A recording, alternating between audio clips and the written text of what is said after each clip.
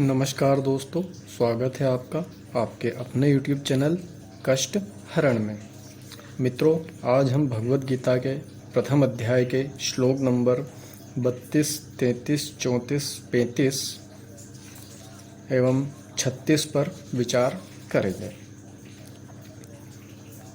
श्लोक नंबर 32। किं नो राज्येन गोविन्द किं भोगैर्जीवितेन वा येषामर्थे काङ्क्षितं नो राज्यं भोगाः सुखानि च। श्लोक नंबर 33।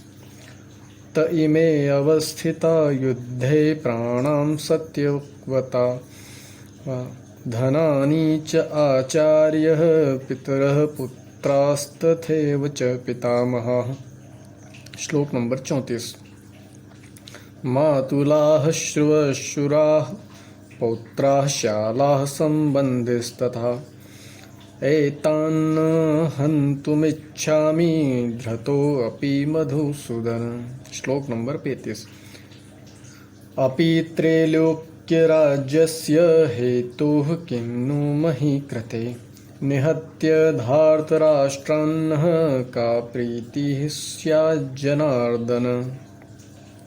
अर्थात, हे गोविंद, हमें राज्य, सुख अथवा इस जीवन से क्या लाभ, क्योंकि जिन सारे लोगों के लिए हम उन्हें चाहते हैं वे ही इस युद्ध भूमि में खड़े हैं।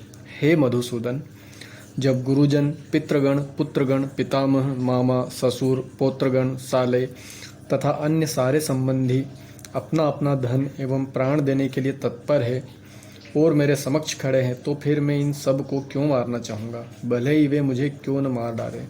हे जीवों के पालक, मैं इन सबों से लड़ने को तैयार नहीं, भले ही बदले में मुझे तीनों लोग क्यों न मिलते हो। इस पृथ्वी की तो बात ही छोड़ दे, भला धृतराष्ट्र के पुत्रों को मारकर हमें कौन सी प्रसन्नता मिलेगी। तात्पर्य: अर्जुन ने भगवान श्री कृष्ण को गोविंद कहकर संबोधित किया है, क्योंकि वे गोवों तथा इंद्रियों की समस्त प्रसन्नता के विषय हैं। इस विशिष्ट शब्द का प्रयोग करके अर्जुन संकेत करता है कि हे कृष्ण, यह समझें कि अर्जुन की इंद्रियां कैसे तृप्त होगी, किंतु गोविंद हमारी इंद्रियों को तुष्ट करने के लिए नहीं है। हाँ, यदि हम गोविंद की इंद्रियों को तुष्ट करने का प्रयास करते हैं तो हमारी इंद्रियां स्वतः तुष्ट होती है। भौतिक दृष्टि से प्रत्येक व्यक्ति अपनी इंद्रियों को तुष्ट करना चाहता है और चाहता है कि ईश्वर उसके आज्ञा पालक की तरह काम करे, किंतु ईश्वर उनकी तृप्ति वहीं तक करते हैं जितनी के वे पात्र होते हैं, उस हद तक नहीं जितना वे चाहते हैं। किंतु जब कोई इसके विपरीत मार्ग ग्रहण करता है, अर्थात जब वह अपनी इंद्रियों की तृप्ति की चिंता न करके गोविंद की इंद्रियों की तुष्टि करने का प्रयास करता है, तो गोविंद की कृपा से जीव की सारी इच्छाएं पूर्ण हो जाती है। यहाँ पर जाति तथा कुटुंबियों के प्रति अर्जुन का प्रगाढ़ स्नेह आंशिक रूप से इन सब के प्रति उसकी स्वाभाविक करुणा के कारण है। अतः वह युद्ध करने के लिए तैयार नहीं है। हर व्यक्ति अपने वैभव का प्रदर्शन अपने मित्रों तथा परिजनों के समक्ष करना चाहता है, किंतु अर्जुन को भय है कि उसके सारे मित्र तथा परिजन युद्ध भूमि में मारे जाएंगे और वह विजय के पश्चात उनके साथ अपने वैभव का उपयोग नहीं कर सकेगा। भौतिक जीवन का यह सामान्य देखा जोखा है, किंतु आध्यात्मिक जीवन इससे सर्वथा भिन्न होता है। चूंकि भक्त भगवान की इच्छाओं की पूर्ति करना चाहता है, अतः भगवत इच्छा होने पर वह भगवान की सेवा के लिए सारे ऐश्वर्य स्वीकार कर सकता है, किंतु यदि भगवत इच्छा न हो तो वह एक पैसा भी ग्रहण नहीं करता। अर्जुन अपने संबंधियों को मारना नहीं चाह रहा था, और यदि उनको मारने की आवश्यकता हो तो अर्जुन की इच्छा थी कि कृष्ण स्वयं उनका वध करे। इस समय उसे यह पता नहीं है कि कृष्ण उन सबों को युद्ध भूमि में आने के पूर्व ही मार चुके हैं और अब उसे निमित्त मात्र बनना है। इसका उद्घाटन अगले अध्याय में होगा। भगवान का असली भक्त होने के कारण अर्जुन अपने अत्याचारी बंधु बांधवों से प्रतिशोध नहीं लेना चाहता था, किंतु यह तो भगवान की योजना थी कि सबका वध हो। भगवत भक्त दुष्टों से प्रतिशोध नहीं लेना चाहते, किंतु भगवान दुष्टों द्वारा भक्त के उत्पीड़न को सहन नहीं कर पाते।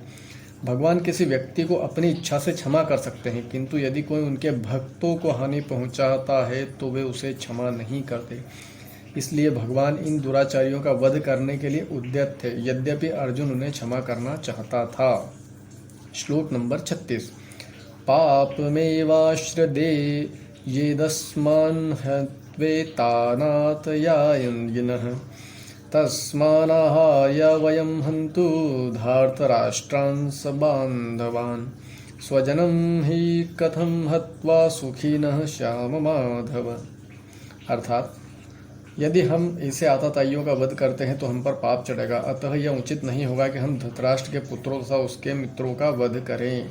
हे लक्ष्मीपति कृष्ण, इससे हमें क्या लाभ होगा और अपने ही कुटुंबियों को मारकर हम किस प्रकार सुखी हो सकते हैं। तात्पर्य, वैदिक आदेशानुसार आताताई 6 प्रकार के होते हैं। विष देने वाला, घर में अग्नि लगाने वाला, घातक हथियार से आक्रमण करने वाला, धन लूटने वाला, दूसरों की भूमि हड़पने वाला, पराई स्त्री का अपहरण करने वाला।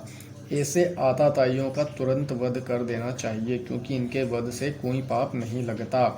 आताताइयों का इस तरह वध करना किसी सामान्य व्यक्ति को शोभा दे सकता है, किंतु अर्जुन कोई सामान्य व्यक्ति नहीं है, वह स्वभाव से साधु है, अतः उनके साथ साधुवत व्यवहार करना चाहता है, किंतु इस प्रकार का व्यवहार क्षत्रिय के लिए उपयुक्त नहीं है। यद्यपि राज्य के प्रशासन के लिए उत्तरदायी व्यक्ति को साधु प्रकृति का होना चाहिए, किंतु उसे कायर नहीं होना चाहिए। उदाहरणार्थ, भगवान राम इतने साधु थे कि आज भी लोग राम राज्य में रहना चाहते हैं, किंतु उन्होंने कभी कायरता प्रदर्शित नहीं की। रावण आताताई था, क्योंकि वह राम की पत्नी सीता माता का अपहरण करके ले गया था, किंतु राम ने उसे ऐसा पाठ पढ़ाया जो विश्व इतिहास में बेजोड़ है। अर्जुन के प्रसंग में विशिष्ट प्रकार के आताताइयों से भेंट होती है। ये है उसके निजी पितामह, आचार्य, मित्र, पुत्र, पौत्र इत्यादि। इसलिए अर्जुन ने विचार किया कि उनके प्रति वह सामान्य आताताइयों जैसा कटु व्यवहार न करे। इसके अतिरिक्त साधु पुरुषों को तो क्षमा करने की सलाह दी जाती है। साधु पुरुषों के लिए ऐसे आदेश किसी राजनीतिक आपातकाल से अधिक महत्व रखते हैं। इसलिए अर्जुन ने विचार किया कि राजनीतिक कारणों से स्वजनों का वध करने की अपेक्षा धर्म तथा सदाचार की दृष्टि से उन्हें क्षमा कर देना श्रेयकर होगा। अतः क्षणिक शारीरिक सुख प्राप्त के लिए इस तरह वध करना लाभप्रद नहीं होगा। अंततः जब सारा राज्य तथा उससे प्राप्त सुख स्थायी नहीं है, तो फिर उसके स्वजनों को मारकर वह अपने ही जीवन तथा शाश्वत मुक्ति को संकट में क्यों डाले। अर्जुन द्वारा भगवान श्री कृष्ण को माधव अथवा लक्ष्मीपति के रूप में संबोधित करना भी सार्थक है। वह लक्ष्मीपति कृष्ण को यह बताना चाह रहा था कि उसे ऐसा काम करने के लिए प्रेरित ना करे जिससे अनिष्ट हो, किंतु भगवान श्री कृष्ण कभी भी किसी का अनिष्ट नहीं चाहते, भक्तों का तो कदापि नहीं। हरे कृष्णा।